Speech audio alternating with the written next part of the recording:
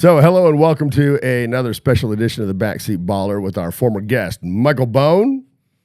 Thank you for having me. Good to be back. Yeah. That was, just so you know, you are our highest watched episode of all time by a major margin. I wonder why. Yeah, just charisma. Oh, I mean, I just think you have an interesting.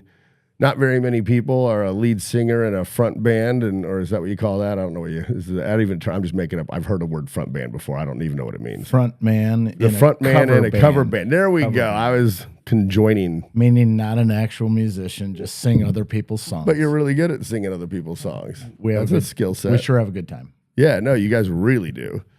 And how many couples are you a front man in a band? And your wife also, is she the front lady in a band? Yeah, they have two singers there, male and a female, but she's a singer, yeah. They're more progressive than your band. They're equal opportunists. They play a different set list, let's just say that. What do they play? It's all dance music. It's all pop dance music from way back to today. So they're going from... Give me a 70s, what's a pop? 70s, what's a 70s pop 70s dance? disco, like ABBA. Oh yeah, Dancing Queen, Dancing Queen, up through Lizzo and Dua Lipa and stuff from today. Oh wow, in hers. And I'd like to see you sing Lizzo. Yeah. That wouldn't be me. No, and you've seen us. We're a rock band. So yeah. You guys are awesome. More of a pop rock thing. Yeah. So, let's see. So, how you've had your 1 year anniversary? We have, yeah. Right. So how long now has it been? A year and 2 months? Year and 3 months? I think it was August 17th, so we're just right over 13 months. Yeah. Just over 13 months since grand opening. So, okay. Kind of 12 months of, quote, normal operation. Yeah. Now, I think so. What I find really interesting about you, and that's good. I've talked a little bit about this actually with Ryan, because I find like you have a CFO background, right? Yep. And I find that to be a very interesting transition to be an entrepreneur. There's no offense, I don't view numbers guys as entrepreneurs. Like it doesn't. So I find it to be a really. So this is what interests me in this conversation. Yeah, I think there's you group people, right? If you take a disc assessment or whatever, the finance people go place, the sales people are kind of one. Yeah. Right. Executives are always drivers and those types of things. But I think it's interesting because throughout my corporate career, I saw probably the best leaders of businesses came out of finance. A lot of finance people, of course, stereotypically don't have the personalities. So engineers, accountants, and all that, they get kind of lumped in. Yeah. How do you differentiate a extroverted engineer from an introverted engineer? I don't know. You're going to tell me though. The extroverted engineer looks at your feet while he talks to you. Yeah, exactly. Yeah. So some of that and the same. There's the bean counter, right? It's the green visor. It's the pocket protector kind of concept for a lot of finance people. But those with real personality, leadership skills, communication skills, and that because you get the skill set of looking through the entire P&L, understanding every impact. If you're really going to understand a P&L and a balance sheet as a finance person, you have to know what's driving those numbers at the end. Those are just results of the business, right? So your financial statements are just it's a backwards looking result. Good finance person obviously understands the levers to pull, understands what the impacts are, what's driving those numbers, so that you can say, if we make these changes, we go. I think most people think entrepreneur means sales. You got to be a salesperson. You got to be a great salesperson. Yeah, I'll tell you what I think it means here in a minute. But so I think to your sales question, is a hat that has to be worn. Yeah, but I don't think it's the primary. I think after 13 months or whatever, with no real commercial background other than just being around it, but never having been responsible for commercial activities other than managing customer service along the way. That's a skill that I've developed and am developing and continuing to go through and figure out. I think a lot of times the people who are in this business or in small business like that, if they can't figure out the commercial side, they're in trouble, right? Yeah. On the other hand, I've seen people, at least in this franchise model, who don't have the ability to look at their P&L and understand what levers they need to pull, right? So it's just it's a dichotomy. You got to really know, like in any other thing, if I don't know how to do something, I have two choices. Go find somebody who does, contractor, employee, whatever, mentor, YouTube, figure it out, right? Like, you either got to learn it or you got to hire it. You got to learn it or hire it. And so making the decision on whether to kind of go out and do it all yourself or go get somebody else is critical. Problem you have in a small business, right, is you only have so much money. Yep. And so you have to decide where to spend your time. And I think my finance background has really helped me understand the business, but I also think at times too, I've been a little rigid in the last 13 months about, managing the business to the model. First time I've ever been in a startup situation. So there's probably some decisions I would make differently in terms of pricing and being more aggressive and giving a little bit of more margin away and some of that earlier. Yeah. Yeah.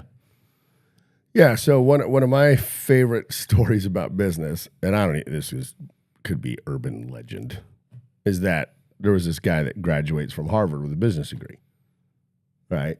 Top tier Ivy League school, has learned everything he needs to know. And he goes and he sets up a business and promptly goes out of business. He does this 2 more times before he finally takes everything he was taught at Harvard, chucks it out the window, and focuses on the actual things that are required to get a business off the ground, right? Like he realized, I don't need the big fancy office. I don't need all these people in these different roles. I don't need all these, licenses or credentials or whatever. Like I need to generate revenue. What is going to generate revenue? And with revenue being generated, I can fix all my other problems. With no revenue being generated, I can't fix any problems. Yeah. Right. And so I've always, I've seen, a friend of mine at a construction company, and I also believe that businesses go through different phases. Of course. Yeah. Right. And I always call the beginning guerrilla warfare. And I call it that way because, the whole point of guerrilla warfare is you're fighting on someone else's, like the United States, when we fought against England, they wanted us to fight on their rules, their terms, their methodologies. Well, they're the big empire. They have all the resources. We don't have any of that. If we chose to engage them on their terms, we would constantly lose. So guerrilla warfare, you take your enemy's box and you tear it down and you play by your rules. Yeah. And those rules are whatever you need to do to win. 200 years later, we got our butts kicked the other way. Well, exactly, because we become the entrenched bureaucracy with all the rules. Yeah. Right? We still are. And the Viet Cong didn't fight the way we wanted to fight. Exactly. Neither the Afghanis and ISIS and Al Qaeda and right. And we're still over here, trying to claim that we have some moral high ground by operating inside this box, right? Well, so I always refer to the startup phases of business as guerrilla warfare. And in anybody that I mentor or work with, I'm always like, look at what you're doing. And if it doesn't generate you revenue, stop doing it. I don't care if, even a buddy of mine who operates, commercial vehicles with CDL licenses, he'll tell people that when they're getting, don't even waste your time getting licensed. You're too small. The penalties aren't going to hurt you. So even something like that, where you think you have to go get this license and this credential to operate appropriately. Yeah. He's still telling them, fuck it. Don't do it, right? And I just think that, so it's like, his buddy might have had a construction company. He grew and grew, and he got to the point to where he needed a project manager. Well, he made a major mistake, and I helped him. And that was a friend of ours who was a project manager for J.E. Dunn. We brought him over from J.E. Dunn to my buddy's construction company. Well, this guy was used to working with highly educated and skilled engineers and project leads and, all this stuff, right? And he comes over to a small, they're working on it is a multi-million-dollar company, but it was like, he didn't have any of that. Yeah. And so you have this guy who's probably really talented and successful at J.E. Dunn, and you bring him over into this more like less advanced, less developed system, and it was just like he just struggled, couldn't do it. Never had to be creative at J.E. Dunn, right? Like Never. it was all the day he walked in there out of school. It was every policy was in place, every procedure was in place. Do this, do this, do this. Here's what we do. Here's all the checklists. Here's every software that you ever need will be available to you, and all of that. Yeah. Walks into the small place, he's like, I got to create, and he didn't know. No. And not really his fault. I mean, no, it wasn't his fault at all. Some people could walk out of J.E. Dunn and go into that smaller environment and thrive. Yeah. In fact, I think you look for those people, you would pick on J.E. Dunn, but any big company, right? Look for the person who you know that is miserable in the bureaucracy, like can't stand it, can't stand anything about it. They're doing it because they got to feed their families. Yeah. They're doing the right thing. They're being responsible people, but they hate every minute of it, right? Because they're so constrained and their creativity is so tamped down that if you can find those people that have got the smarts to have been hired and grown in those bigger companies, but then have the want to and the natural tendency to be entrepreneurial, those are the ones that are going to come make you money. And you got to set it up for them that they can make money, right? Like, and I agree with you on the Was that you? Were you, if I had gone into your company that you're working for, would I have been able to identify you as one of those people? Yeah, I think if we had sat down and had lunch and really talked and you asked the right questions, you'd have known. I might not have led with it. Yeah. You're not going to go to work pissed off and grumpy every day because you're a professional. But if you had opened up, if we were private friends, developed a relationship, you'd open up and then. I think it's actually completely unnatural for us as a species. I mean, we're not ever meant to sit in a cube and look at a screen all day. We were born to hunt and kill and go out and just make it every day, right? That's the way we're built. So the way that work has changed in the last generation or so with the elimination of the factories here and all of that is you now have a large percentage of the population sitting in a cube somewhere in some corporation or in their home office on Teams meetings all day. It's insane. Getting the life sucked out of them because it's just not the way we're meant to operate. So for me, I always say, look, it's 30 years, a little more than 30 years I did the corporate thing. It was a good decision for me to do that. Okay. 4 kids and a wife. That was the right thing to do. Because I had my family so young, I was not in a place where at 25 I could just be entrepreneurial and go for it. Right? Yeah. I had too many responsibilities. So I'm doing it now in my 50s, right? But I tell I should never have been in corporate America. Like it was never really my deal. All the BS and the politics and all that stuff, I just don't enjoy that part of it. I tell every young person that is willing to listen now that, maybe they have education, college education. Maybe they don't have college education, whatever. I said, look, just go start something. Just do something. Go figure out what needs to be sold and sell it, right? To your point earlier, right? Figure out where there's some kind of market need and just go for it. It like, always live small and build something. It always blows my mind every time I hear somebody say they can't get a job. Well, that's ridiculous. I'm like, if there is one other human on the planet besides you, I guarantee you there's a job to be done. Yeah. That's all it takes. Is there's going to be something they don't like or they're not good at that you do. It's just that simple. Yeah, it is that simple. Well, and you know what? We're not entitled. We live in a weird psychological reality these days, right? Like we have this whole mindset, well, I need to be fulfilled, blah, blah, blah, and I need to be passionate. God, if I hear the word passionate one more time, I'm going to throw up. I need to be passionate about what I'm. No, you don't. It's a job. Yeah. Like literally you need to make money to take care of your responsibilities in the world. And you have responsibilities to other people in the world. Your never-ending quest for your own comfort and your satisfaction, your happiness is a bunch of BS, right? Like find your ways to do that and get your head right that says there's great honor in, I was in a Panda Express yesterday at lunch, $18 an hour to start. There's great honor in working at a Panda Express. That's not a bad thing. We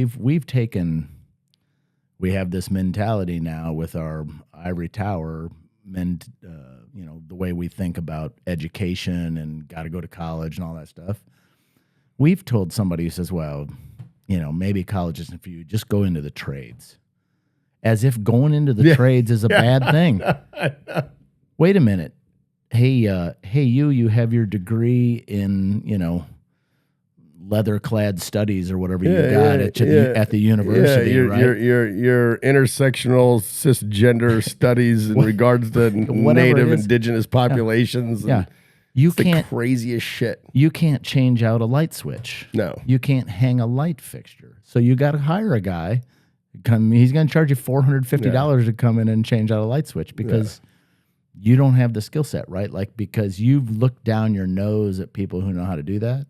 And honestly, you've been around tradespeople all the time. These are some of the smartest people ever, right? Like, to be able to look at a situation and say, you know what, if we just take this section of the wall out and redo this and redo that, and boom, right there, it's in their head. Oh, it's amazing.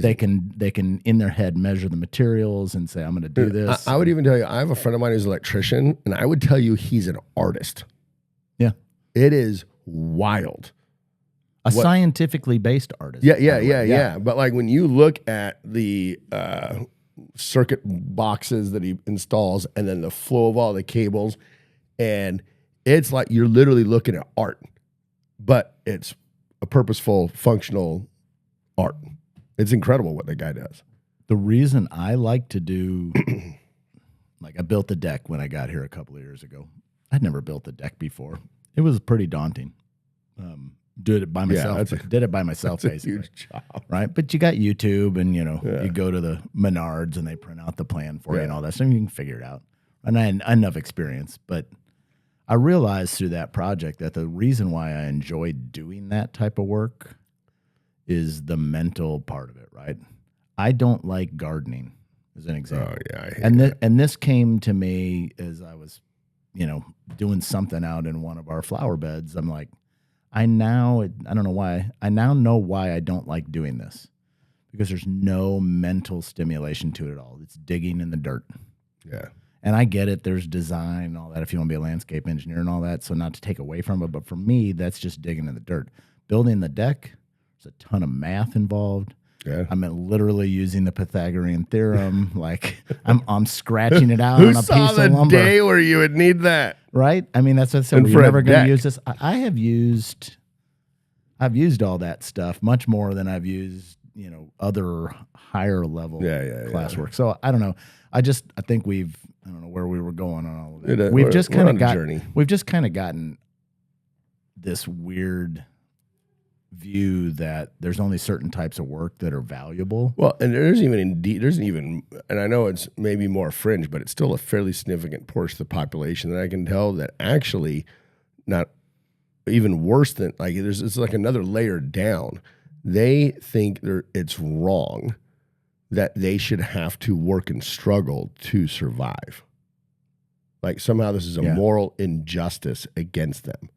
Yeah, that's true. There is an absolutely wild quote that just came out by Joy Reid. Did you see this interview that she did?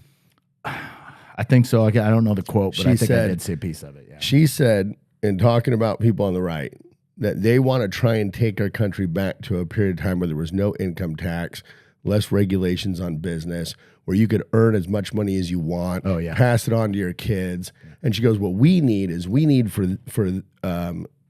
she goes, they want the world to be less modern, and they want you to want less stuff.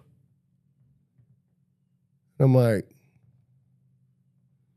what? No. Like I don't care how much stuff I want lots of stuff. I love stuff. My hobby is spending money. I'm really good at it. Yeah. But I earn the money I'm spending. Right. Like that's all. And it was just the craziest mindset. But she's worth a ton of money. She's made millions. Yeah. Off of just blah, blah, reading teleprompter, basically. Yeah. Right? I don't really even know I don't know her, so I don't have an opinion, but I did hear something about that yesterday. Yeah. And I'm listening to this. I'm just like, this is the most insane statement I've heard in a long time. Well, because we've taken away the honor of work, right? So we've almost stigmatized it. Like, we don't celebrate that type of achievement anymore. So, Elliot, if you're successful now, we don't celebrate your success. Only if you do it through rap or acting. If you are successful through some kind of pop cultural thing, like no one on the left shits on Taylor Swift for being a billionaire. No, they don't care about that. No, perfectly fine. Yeah. And she's earned every penny she's made. Brilliant businesswoman. Brilliant businesswoman. Very talented. But she's in pop media. All that stuff, yeah. She's fine. Yeah. But if I build a business and I become a billionaire through building a business, I'm an evil capitalist. Yeah, I didn't see anybody crying about the people at Starbucks corporate or Microsoft corporate that got laid off, 6,000, 8,000 people at a time. Nobody outside protesting that those people deserve their jobs like they are with government employees or whatever. Right? I mean, I'm not even trying to be political about it. I just think that when you get away from honoring the work and celebrating what a free society brings you, yes, right? I have every right to go out and try to make this dog training business work, right? Absolutely. I might fail. That's a possibility. Yeah. It could happen, right? It may not be what I want. It may exceed my things, but for the most part, it's going to be, I have the freedom to go out and try to make a go of it, right? Yeah. I don't think people understand how precious that really is. And the people who are railing against that notion that, maybe because I look like I look and I'm of a certain age that I don't have the right to do it, that I've stolen that right from somebody. Yeah, it's so crazy. They would never go out and do it anyway. No. I think they're too lazy. I think they're just too lazy. They would never put the work in. Yeah. They think that going to college and getting a master's degree or a PhD and just talking all the time. I mean, I know some great college professors, really smart people, do good work at what they're doing, but you're not a doer. Like, I mean, if you think that what we're trying to accomplish is like morally wrong or something, I just think these people are lazy. So, I mean, I don't think about it that much. Yeah. I worry about myself, right? And my family. Well, yeah. And doing the right thing for my community. And that has always been, to me, what the actual battle always boils down to. You always have half the population that is who they are. They're just focused on themselves. They're focused on providing for their family. They participate in the kids' schools. They usually go to church. They might volunteer in Boy Scouts and coaching teams. And they just want to focus on themselves. Then you have half the population that, for some reason, decides to focus on that half.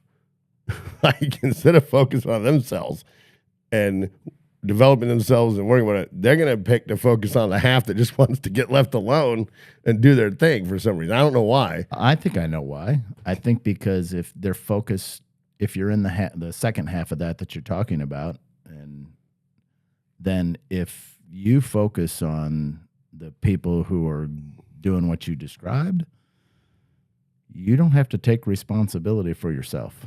Like, nothing can ever be your fault. Nothing is your responsibility. Anything that happens badly is because, well, that person just had all these breaks. And, Joe Rogan is just lucky guy, and he made all this. Guy built himself out of nothing. Was a comedian. Like, he was probably poor as heck for a long time. Poor gets. Right? And he did the Joe Rogan podcast for years with no attention, no notoriety. And I don't think he was a big name comedian, right? No. Like, he was a name, you'd heard of him, right? But he wasn't Eddie Murphy. No. He built something. He hosted, right? he did get a gig hosting Fear Factor. Yeah, right. So he built something for himself, right? And so to your point earlier, nobody seems to care that Travis Kelce's a football player. Yep. No, that's fine. You're allowed to make money. One of the greatest football players at his position, right? Yep. Great football player. Yep. And he's making a ton of money with his brother doing their thing, right? And he's gonna be an actor, and he's whatever. Like, I don't hear anybody say, "Well, he just got lucky." Yeah. No, maybe some people do. Like, he got, where he got lucky? he's 6'6" and he's like that, right? But there's lots of big dudes that don't play make college it. ball, right? Yeah. He wasn't a big time prospect. He worked his butt off to be who he is. Yeah. So I think the half that you're talking about and where they struggle, and I see this with, when you just all interactions of that, right? It's the conversation that says, "Hey, we're just getting screwed by management in this company, right? Yep. They just don't get it, right?" And I've probably been guilty of that. Try never to be, but that's the mentality of, hey, you know what? I need to make myself better. Like I got passed over for that promotion for somebody who I didn't think, is as good. Yeah. What am I doing to get missed here? Not Yeah, like why, how come I'm a victim, but what can I do to put myself? I'm going into that manager's office and saying, look, I just got passed over. Yep. Give me a plan. Yeah, I'm not here to yell. Give me I'm a not here 12-month, to, give me an 18-month. I just want to know that the next time it comes up, I want to be the guy. I want it to be not even a discussion. And you think anyone's turning you down on that? No, I mean not. No, there's not a manager on the planet that's going to be like, no, I'm not willing to do that. Yeah.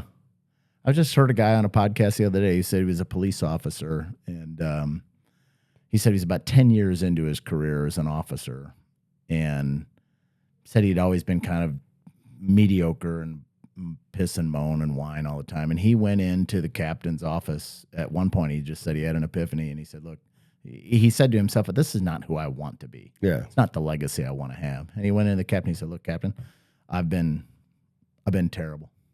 He said, I haven't been a good officer. I haven't taken care of my commitments. I want to change that. I want to commit to you that I change that. I want to know what I want to show to you that I can. And so the guy said, okay.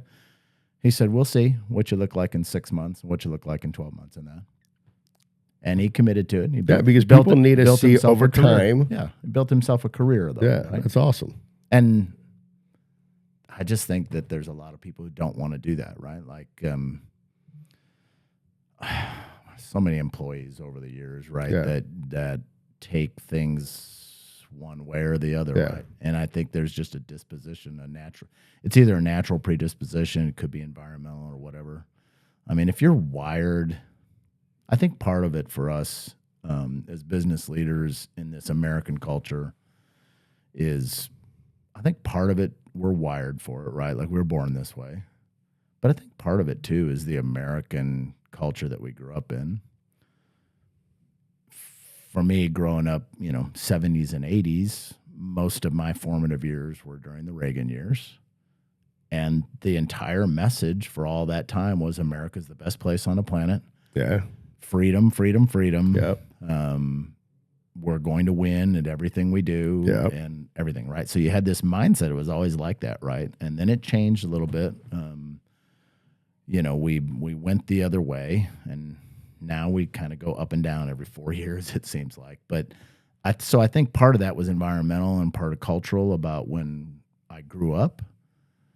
But if you go back through the history of this country, it's just people who win here win on hard work, and they win on dedication and spirit and want to.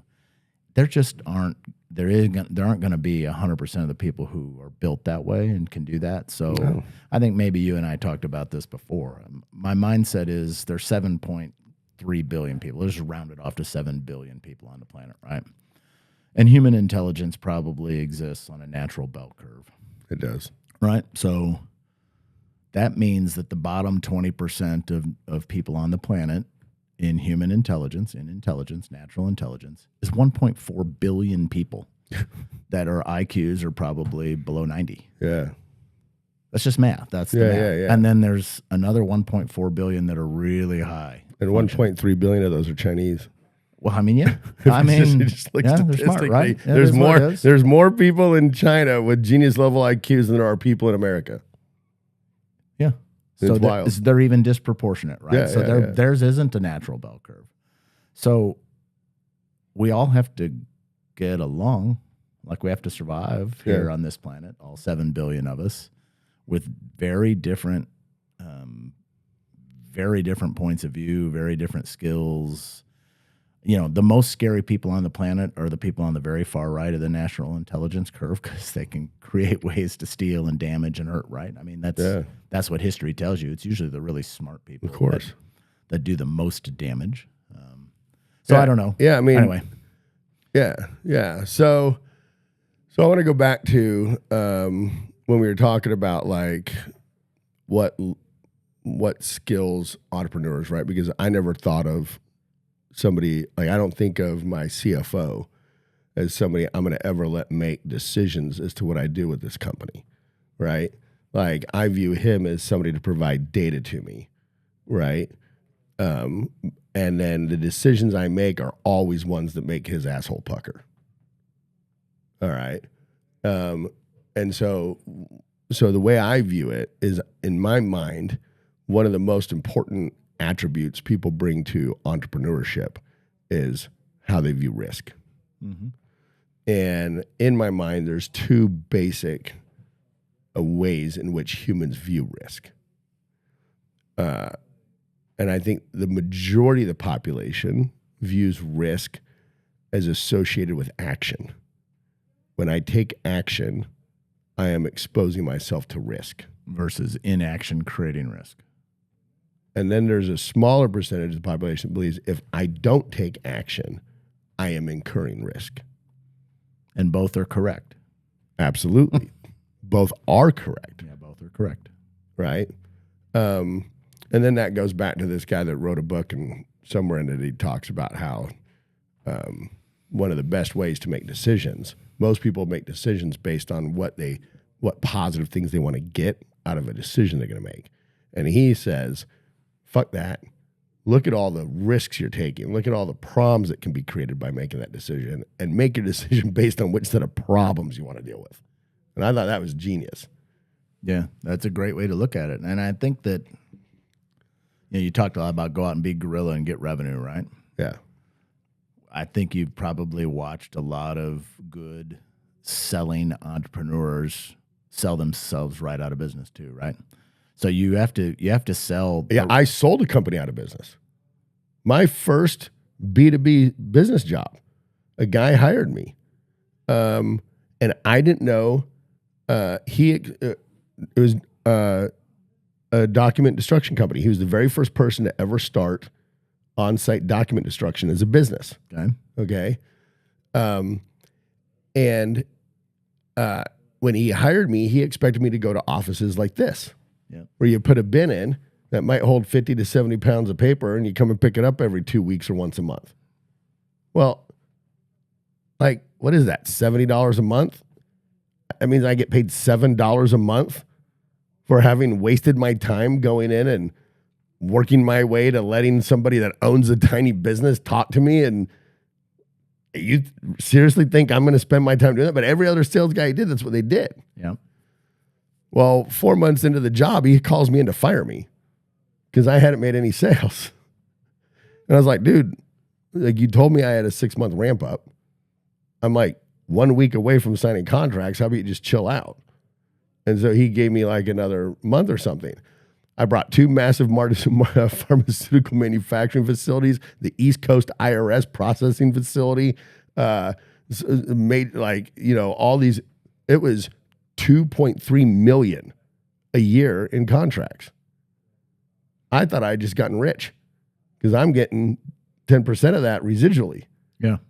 And I almost put him out of business because he didn't have the means to deliver the service. And he ended up selling to Iron Mountain, and we were all fired. Yeah. But that's a story where you actually did the right thing, right? Like you went out and got, if it had been thought out as a company, that would have been profitable business, would have been a good business. Oh, we would have made a fortune. Would have been a good business. I've just watched entrepreneurs and they go out and sell and they don't understand cost and they don't understand margin. Yeah. They don't understand return. All their numbers aren't right, and they think they're making they think they're making a certain net profit. They're not. Yeah, they're losing cash, right? Yeah. They're losing cash every month, or they went into it and said, you know what, it's $100,000 to get this thing started up, and I can go out and sell. I'm going to build it to this, right? Didn't really think about the working capital that was going to go into it. Yeah. As you're in build up mode, didn't, and then get there at the end, go, I'm kind of there sales wise, but when am I going to get my cash back? Right. Like, so I'm almost there with this first location of this dog business, which is the revenue's there now, close, not enough, but close, a year into it. But I've put all the money into it that I want to put into it, right? Yeah, So now it's at a point where, okay, look. Well, and do you think you're disciplined enough? In what way? To walk away if it doesn't get, like you just said, you've put as much money in as you want to. Yeah. I put as much money as I want to. But you've got money in it. You've got time in it. Yeah. I wouldn't walk away. It's not that. It's just now my mindset has changed from, hey, let's we know what the business model looks like. We know what we want it to look like down the road. Now, every day today now is about how am I going to go generate X dollars of cash? Yeah, it's just cash. Yeah. Right. And so out of investment mode into operational mode into, hey, look, when it gets to where it's throwing off a return, it's only a good return if I don't continue to put money into it. Yeah. At the amount of money I have into it now, if I can get it up and running, we get it going, then the return will be good. Right, and I'll be able to return my invested capital and get my return. What to you is when you're thinking about what a good return is? So like with real estate, right? It's 10% cash on cash. So if I got $100,000 into a property, right, I'm looking to get $10,000 back a year, net of everything, right? Is there a percentage of net profit that is it 10% for you? Is it 15? Is it 20? Like, what do you like for people who are thinking about starting a business or whatever, or even me for this business? Yeah, there's two ways to look at it. So I have what is probably not the most common model for this type of investment. Like this is not a $20,000 bootstrap. No. You've got a lot of money. I have a lot of money into it, and it's all my money at this point. Right? Yes. So most would tell you. Did you do a Rob? I didn't do any kind of leverage at all. No. I mean, did you Rob as a type of way to use your IRA or your 401k to do your startups? No, I just used cash. Okay. I had cash. Okay. So that's good because I hate seeing it when people leave the corporate world. They always do a Rob, and now their business is tied up inside of a tax-deferred account. It is a nightmare down there. Yeah. I have been presented those in the past, so I do know what Kick you're them in the talking balls about. and run. Yeah, I do know what you're talking about. So I chose not to use leverage. Most people with the amount of money that is into this business would have leveraged it with some type of loan. For me, they'd be toast right now. Probably. Yeah, if you're not, you either put your money in up front or you just keep feeding it cash. Yeah, but a lot of them don't put the money in front, but they don't got the money either. They don't have it. And then they have the carrying costs of all that loan, and you take whatever revenue you're currently getting and chop that shit down, and they're done. They're undercapitalized. So I mean, I've seen businesses, many small businesses that are profitable and insolvent. Yes. Right? Yes. They're profitable. They make a margin every month. Yeah. They're generating operating cash flow, but they're leveraged to the point where everything they make goes to trying to pay down that 12% SBA loan. And so for me, the way I think about it with the amount of cash is the first thing I want to do is return my invested capital. Right? Yep. And then after that, then I really get a return. So it's a 5-year. You have to think about this in 5 years. Yeah. When you buy into a franchise, you expect acceleration, right? Because you expect a system that has been sort of proven and you're paying, but you're putting money into that, right? Like, so you're giving them consideration and you expect that acceleration of your operating model. Yeah. Hasn't really worked out that way with this group, but that's okay. I mean, I'm sure it's possible. I've never seen it. I mean, I'm guessing if you buy a McDonald's or a Chick-fil-A or a...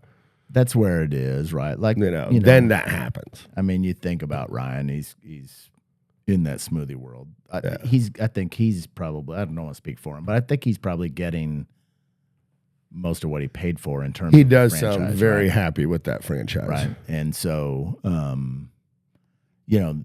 fact of the matter is I would not at all be in the dog training business if I weren't in a franchise, right? Yeah, like I don't have that background. I wouldn't. Your septum's not pierced. Your hair's not blue, so I didn't figure you as. I wouldn't have. There's a lot of those. Yeah. I actually kind of love the dog trainer. I love the dog world now, the dog aficionado people. There's some great hardcore dog types, I call them, that spend all their lives on their dogs. But that's not my customer. No. I have those. Okay.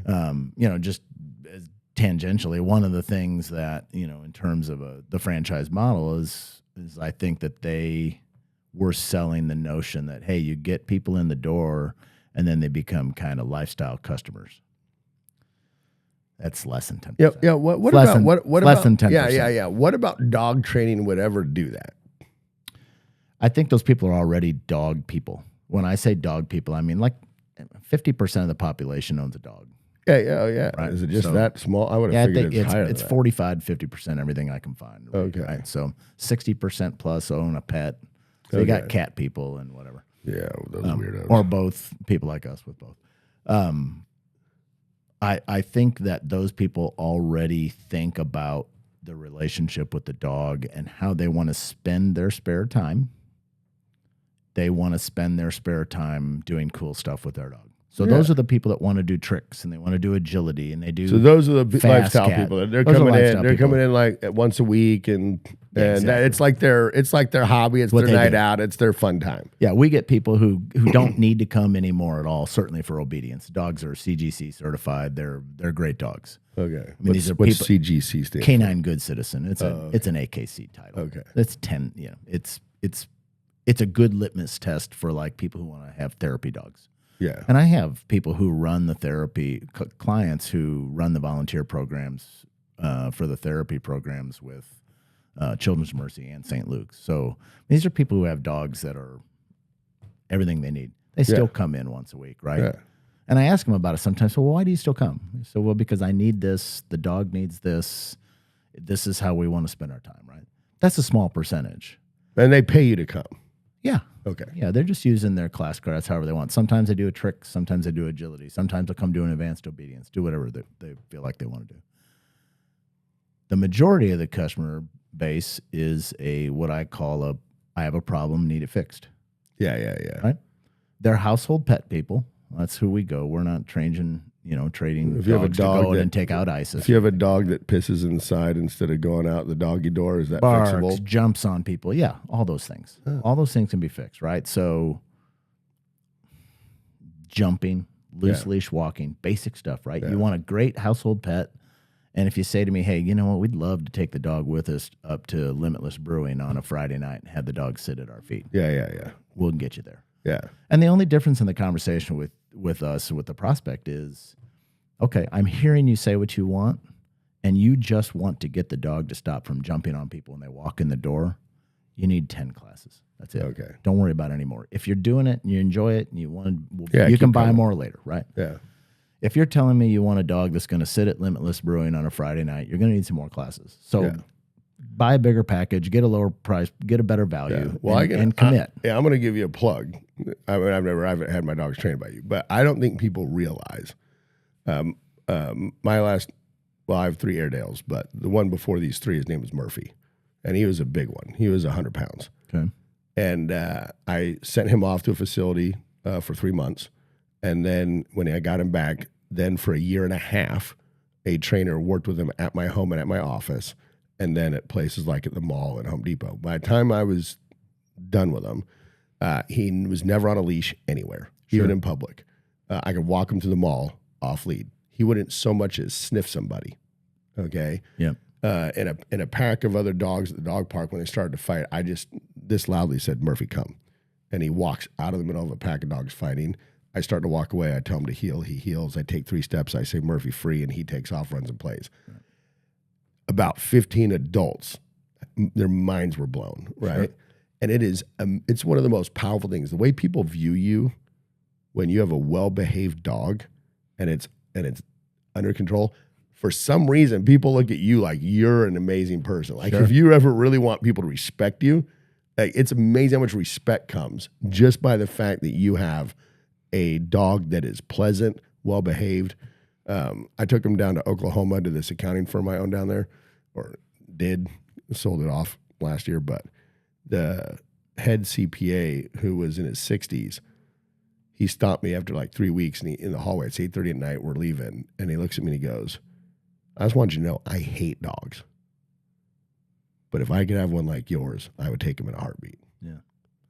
And the thing that people don't understand is who benefits from that training the most was Murphy.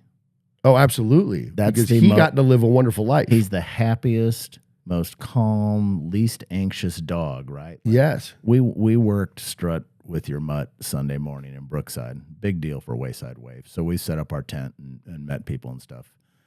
I mean, we were coming back after watching the Chiefs game Sunday night with friends, and I looked at Shannon and I said, man, you know what my biggest takeaway was from this morning?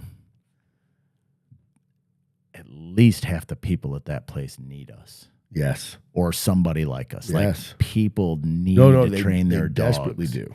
And so that's part of the challenge, right, in any business, right, is how do you go out and, right, capture the market share, the market size as it exists, get your share, right? So that's a part. And it's weird to me because they're so frustrated and they have so many problems.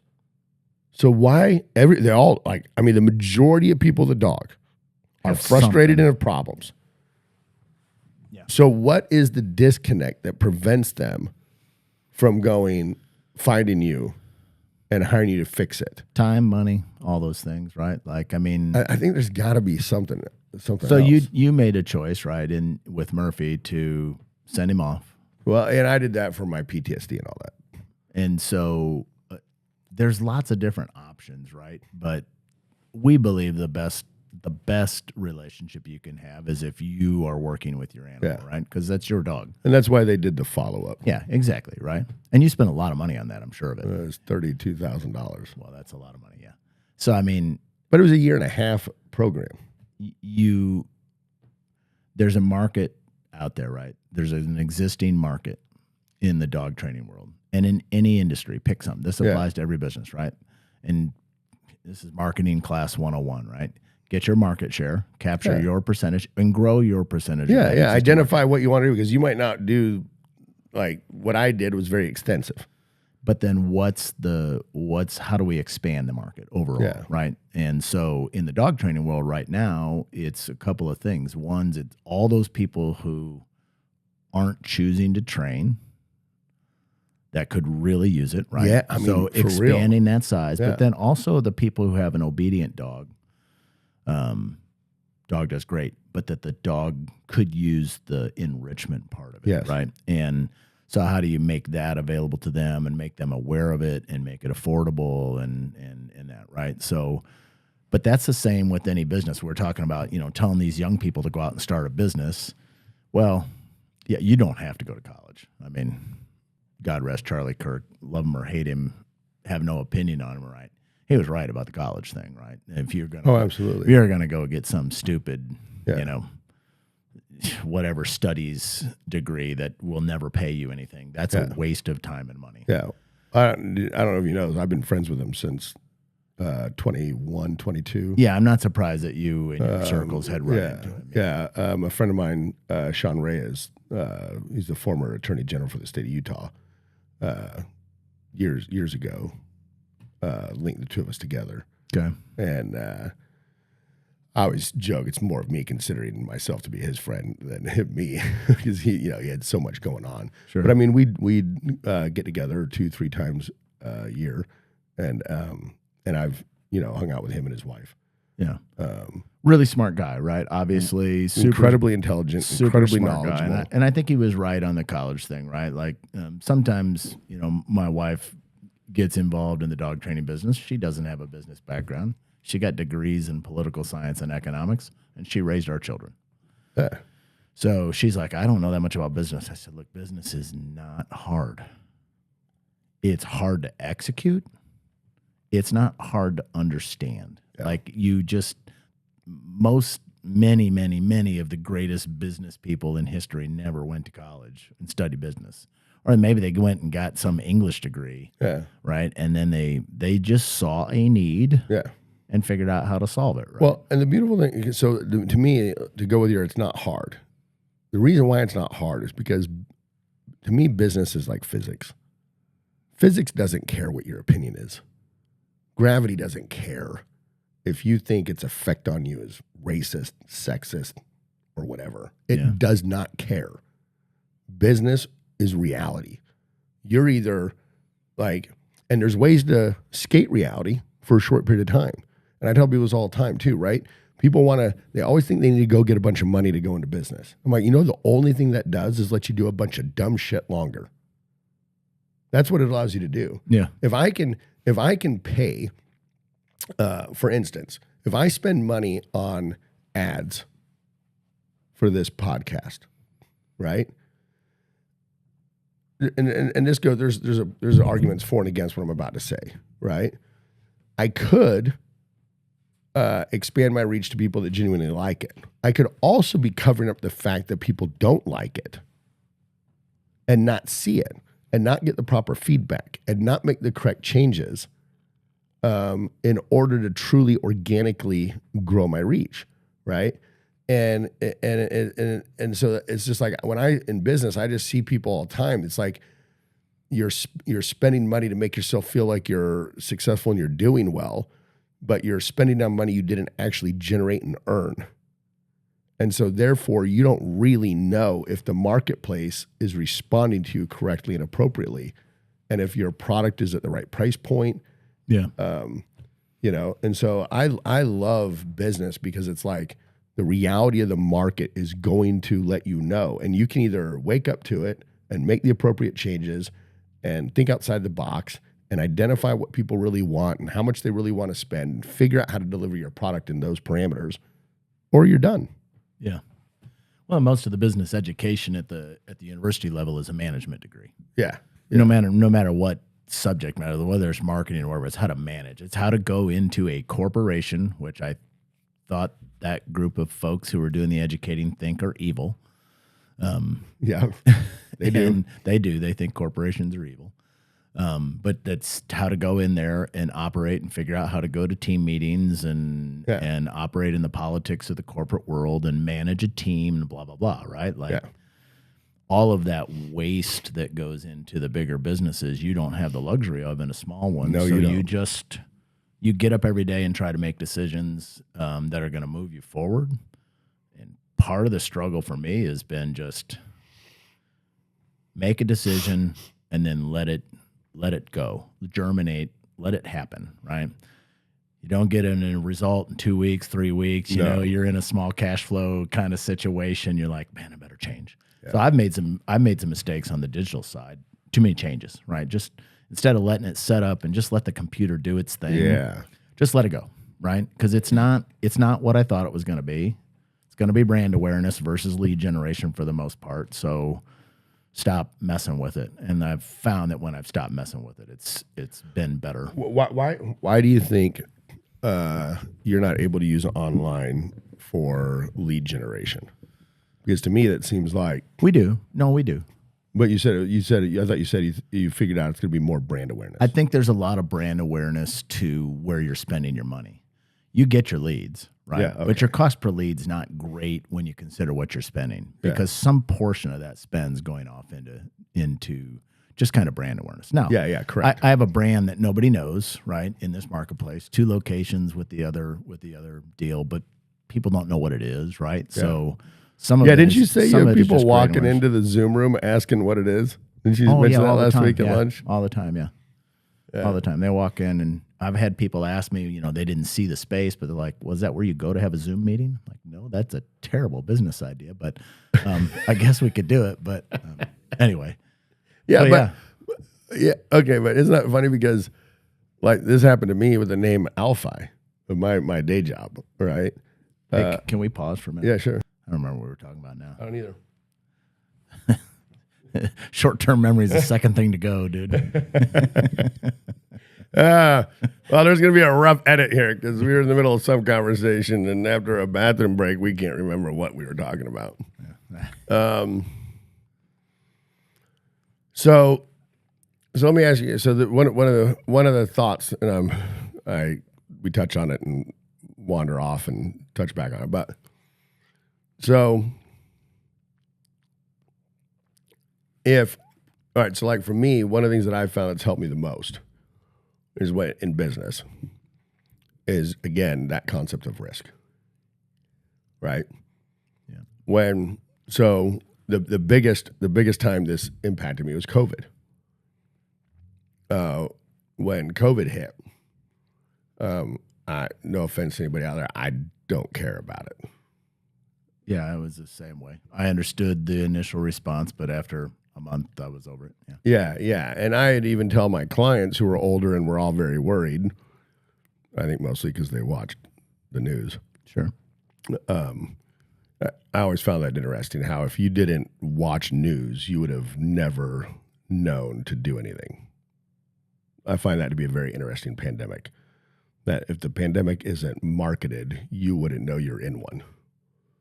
Yeah, they talk about measles a lot right now. I read something, I didn't vet this, so I don't know if it's accurate or not, that more people die of leprosy every year. Yes. I don't know if that's true, but I did read that. Well, and I'd be curious, is that in America or globally? Because India, a friend of mine runs a nonprofit in India working with, they have over 600 leper colonies there. Leprosy is a massive problem in India. So shitting in your yard, and so is beating your wife, and so is raping little girls. But, on the spectrum of things. Yeah. A lot of those problems happen here in the U.S. too. Maybe not the shit. Nowhere near to the extent they do in India. Except we are the leading consumer of child sex trafficking. The United States is. Well, trackable. I assure you, it's nowhere close as to what it is in China and India and Africa. Yeah, maybe. That's nowhere close. Yeah. But they don't have the processes and the means to identify, track, and fight it. But. So risk. I mean, for me, I'm risk averse. Yes. So by nature, right? That fits with. Yeah. So when COVID, yeah. Right. And so when COVID hit, I saw everyone retract. I saw everybody shut down, and and in my business, I'll tell you, I was very disappointed. I watched a lot of men. It was like they had been dying for an excuse or a reason to quit and go on vacation. And boy, did they jump on that opportunity. And so to me, it's like, well, if you're going to quit, I'm going harder. Yeah. And so I literally went from a few $100,000 a year company to a multi-million-dollar company. I joke I'm COVID rich. Because the space that got created for me, right? And I do the same thing. Anytime my back's up against a wall, anytime I'm in a cash flow crunch, anytime I'm starting to things are going, I spend money. And I drive my CFO. I mean, I make him stressed out, right? But you should understand ROI, right? And sometimes it'll work and sometimes it won't. But, yeah.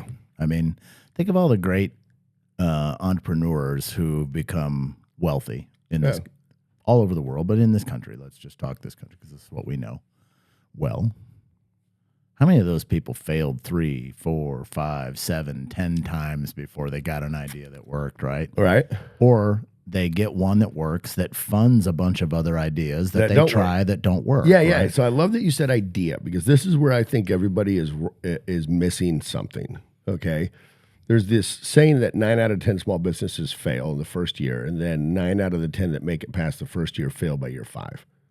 And I'm like, stop saying business. It's ideas. All any business is an idea. And so even within this business, yes, the overarching business is successful, but we implement many ideas within this business that are not.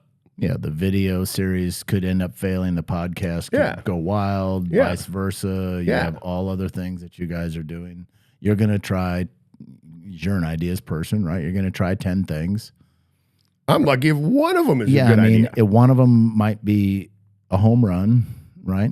Yeah. It's like, think about the way angel investors operate, right? They invest and they get large percentage of ownership in startups, right? They know that 9 out of the 10 that they invest in, they're going to lose their money. Yeah. They need the one home run. They need the one apple. They need the one whatever it is. Yeah. And it just, the money. And they're wired to think about it. And in that way, so I think it's an interesting proposition about risk. For me, and I think I might have shared this in the backseat deal, but for me, there was a day I was standing, looking in the mirror in the morning in North Carolina going, you're either going to do this or you're not. If you continue to analyze, you will analyze your way out of it. And so I just said, you know what, go for it and figure it out. And there have been days in the last 13 months, like I'm like, man, I should have analyzed a little bit more, right? So, but I think we're going to go for it and figure it out. Like we're going to figure it out. Yeah. And we're going to get over the hump, and we're going to become a sustainable, profitable business where my employees can do things that they want to do for a living that are very hard to find economically viable jobs as dog trainers. Yeah. It's a hard business to make a living. Yeah. So part of what I want for them is that if that's what they really want to do for a career, for as long as they want to do it, they have a great place to do it, and they can make enough money to live on. Yeah. That's awesome. Right. So, but I easily I could build a business model that says X or Y, right? X is success. Y is no, this isn't going to work. Yeah. You don't know everything. And so taking on that risk, for the first time probably in my life, I thought about it like an entrepreneur and said, look, 45 to 50% of the population have dogs. I'm going to put this thing in Johnson County, Kansas, where people live differently than a lot of the world. Yep. Right? They have a little more disposable income. Yep. Highly educated. They'll see the value in educating the dog and in themselves. Right? So I just ultimately went into it and said, business model's simple, and there's a market. So let's go find it. Yeah. It's been harder than I thought it would. Yeah. But I don't know why I thought it wouldn't be. Right? Like you always say that, well, it's harder than I thought it would. Yeah. Well, why did you think it wouldn't be? Yeah. Because it always is. It's always going to be. Yes. Always going to be. Always going to be. So one of my favorite articles I've ever read was published in the New York Times, and it was published in 2016 in the lead up to Hillary versus Trump. Yeah. And the New York Times thought for sure they had written a very disparaging article that laid out a solid case about what a horrible business person Donald Trump was. Only if you are part of the masses that have no idea and have never tried to own and run a business. But they analyzed all of his business startups over the previous decade. And it was 570 something. Wow. In a decade. Yeah. And then they broke them into 3 categories. Failures, delivered somewhat of what they intended to, and successes. Okay. Now, as somebody who's been in the corporate world and is now an entrepreneur, what percentage of startups would you want to have successful to consider yourself a success? So if I started 10? You started 10. Like you earlier talked about angel investors know 1 out of 10. If 1 out of your 10 was success, if 10%, would you consider yourself a success? Would you want 20? Would you want to double that? Yeah, I think I'm just kind of spitballing here, but I think 3 out of 10 successful. Yeah. 3 probably okay. Yeah. Not putting off much return, but doing something. Yeah. And 4 of them probably failed. Closed. I mean, I think that's probably a reasonable expectation. Yes, you want all 10 of them to be home runs, but it's never going to happen. No, it's never going to happen. And that was exact, by the way, that was the exact breakdown. 30, and 40. Yeah, 1/3 was a success. I'm like, are you kidding me? Like, that's pretty good. Yeah. And then if you break that 1/3, so if he did 570, let's round it off to 600. So he had 100. Let's say he had 160 businesses that they considered successes. Yeah. Now stratify those successes, right? Because the bottom part of that 160 is a success. The top of those 160s, maybe the top 15 to 20 of those 160 businesses are wild successes. Oh, yeah. Probably. That made a lot of money, that paid for all of the ones that didn't make it and then some, right? Oh, absolutely. So, now you have to be capitalized, certainly, to be able to do that, to start 570 businesses. But you just have to, be disciplined And that's why I tell young people, do it, try it, figure it out, go do something. Like go. First of all, go learn how to sell. But so there's a question here that I think people should ask themselves. Yeah. How is it? I'm a supposed journalist. I believe journalists are the largest collection of morons ever assembled under one job title. But let's just say, how are you a journalist who supposedly studies and writes on business, and your takeaway, your firm belief, is that your analysis of Donald Trump's businesses, and you're good enough, you write for the New York Times, one of the largest of all the shit rags. I don't know if that makes you good, but yeah. Okay. Well, you have to. I mean, you're not writing for the Johnson County Gazette. Yeah, you got that job, right? You worked your way up to the top of the shit pile. Yeah, right. And how is it your takeaway is so ignorant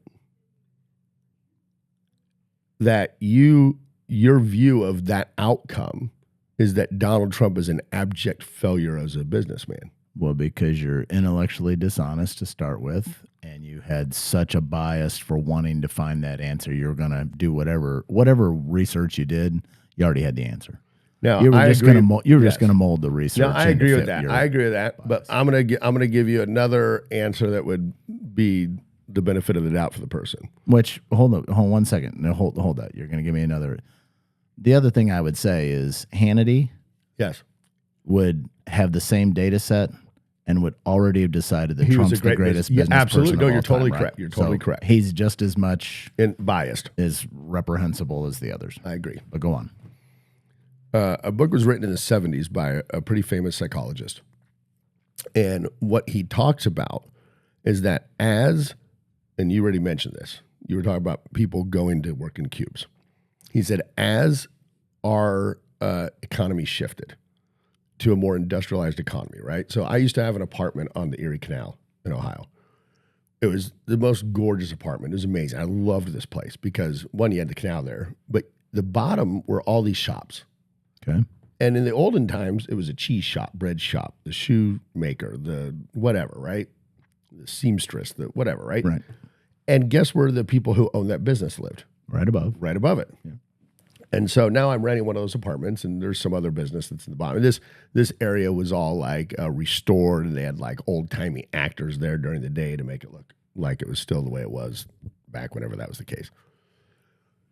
But that, or even farming, the wife and the children could actually see the work the dad and the husband did to provide. And he said that what happened was there was this separation that got created where now the man goes to some invisible magic box and the wife and kids have no idea what he's doing to provide for the family anymore. And he talked a lot about the psychological harm that this has done in the way in which the mother, the wife, the children view their father, and the decrease in respect, the decrease in understanding the value of what they have, sacrifice that's being made, all of it. Yeah. Right. That's an interesting point. Never would have thought of that way, but yeah. Well, and it extends to another thought I'd heard, which is that the problem with our society today is that men have won. And so there's this hilarious quote on The View where they were talking about how they don't even know what they need men for anymore. Well, you're only so ignorant because your life is so coddled, because society is so advanced. You don't see the men that are keeping the sanitation systems going, the plumbing systems going, the electrical systems going, the power plants going, protecting you from the bad men. Well, and so that's what they're saying is there's no more invasions. We don't have to worry about being invaded anymore. We don't have to worry about animals coming into your camp at night and hauling you off and eating you or whatever. You're not having to go hunt and kill to get food. You're not having to garden to grow your food. Like, we've won. We've created a society in which it's so easy for you to live. And it's done where a lot of people, like our children, don't see it anymore. And so there's just this massive disconnect.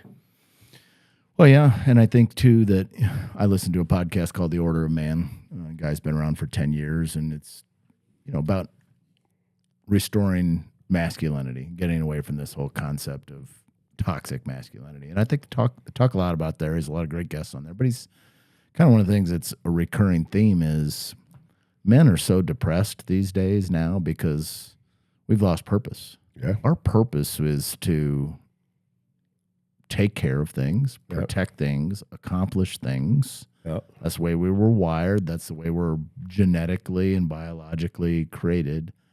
And now you got all these doughy 30-year-old dudes just sitting around playing video games all night, right? Yeah.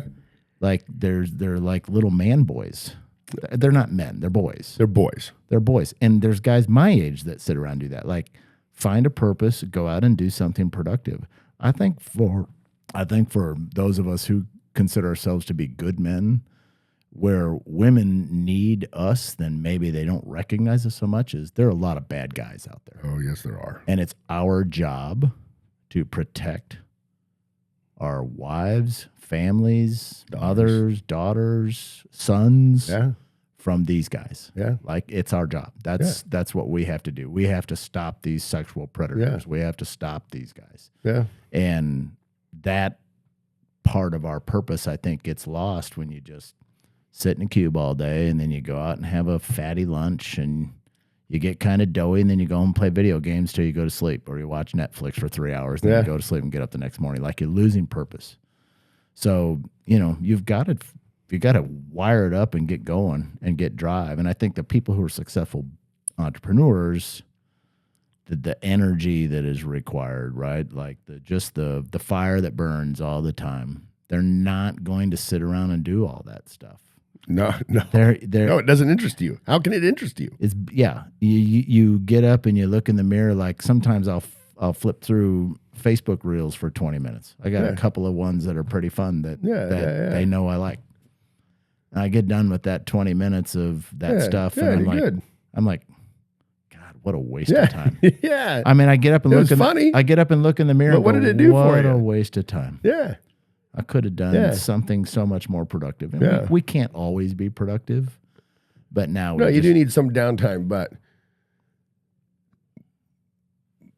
it's about that much.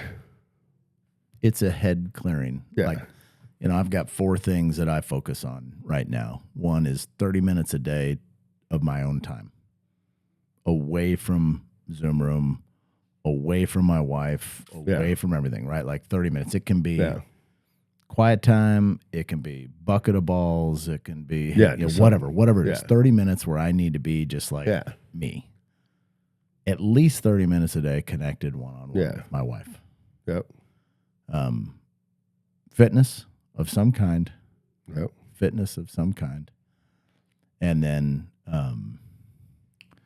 what's the 4th that I'm missing? I don't know. Something spiritual. Lost on me in the moment. Yeah. Fitness, the time with the 2. Oh, and then the business. Yeah. Business is one of my 4th, right? So spending at least 3 hours a day on demand generation, right? Like, and so I'm trying to hold myself accountable to that. That way of approaching things and that kind of purpose has really helped me, because what I've found now that I'm in this entrepreneurial world, and it's been very different because it was easier to compartmentalize when you're in the corporate world. Even in leadership roles in the corporate world, it's always in your head, but I found it a lot easier to shut it off. Now it's 24 hours a day. Like if you wake up in the middle of the night and you're running your own thing, you are thinking about how to make it happen, right? Yeah. So I found that I have gotten super distracted.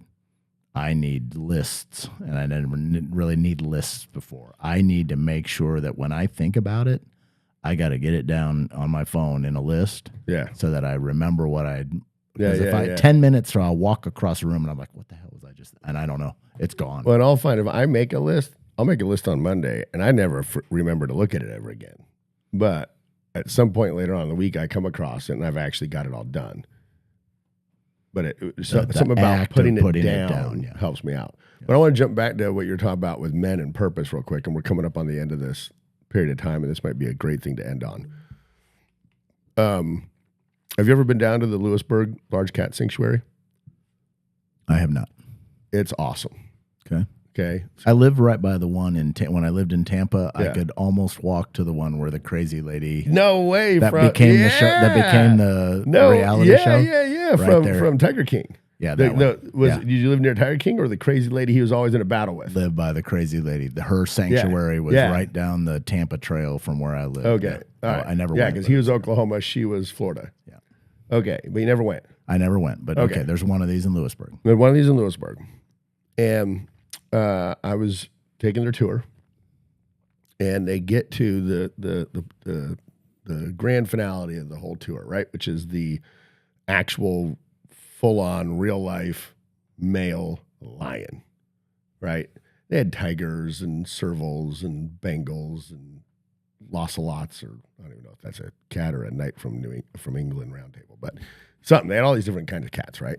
And then they get to the male lion, and they're telling you about how when they had the opportunity to get one, they had never had one before. And so they called around all these zoos to learn what they needed to know in order to be able to provide and take care of a lion.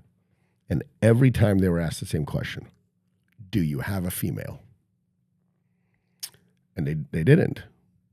And so I'm thinking, well, you got to have a female, so he's got something to get after, right? No, that wasn't it at all. They said that without females, for them to provide for and feel like they protect, they become very depressed. And you have to give them that purpose. I'm like, why is it that we can understand if you feed wild animals, you make them dependent and ruin them, but we can't apply it to humans? We know that a male lion needs to have purpose and needs to be in that masculine role, providing and protecting for a woman, but we can't apply that to humans. Like it's just funny to me how there's these lessons that nature is teaching us. They're right there in front of us. And for some reason, some of us, like you recognize it, you understand what a man's purpose is. I feel like I do. But then there's like half the society that just like wants to scream and yell that you're not, that's wrong somehow, and that we need to get away from that. And I mean, I don't know why they don't see it other than it's hard. So if you accept the premise, right, that that's men's role in our species, right? Yeah. Protect and provide for and all that. Yeah. If you accept that and you don't do it, now you're kind of out of step with what you've just accepted. You've said, you know what? My job as a man is to do this. Yeah. Nah, I don't really want to. Yeah. It's hard. Yeah. It's hard. I don't want to do it. So now if you rail against it, well, that's not really right. Well, then you're letting yourself off the hook, right? Yeah. And what we lack more than anything else in society is accountability, personal responsibility and accountability, right? Yeah. Like I make mistakes. Yeah. Just put your hand up and say, you know what? I fucked that up. Yeah.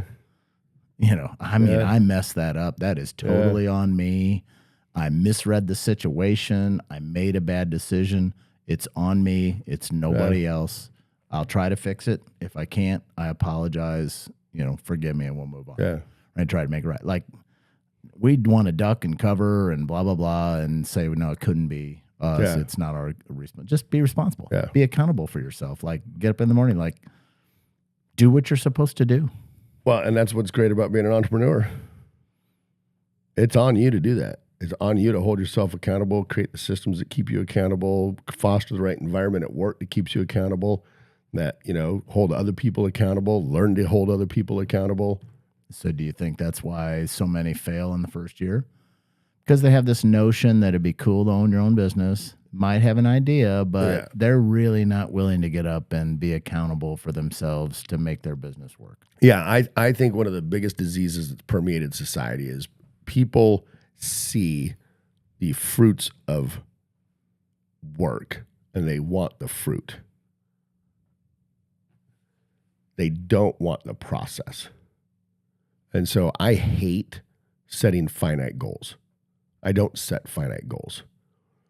I want to wake up every day and have my one goal be to love the process, to learn the process, to take joy in all the little steps of the process.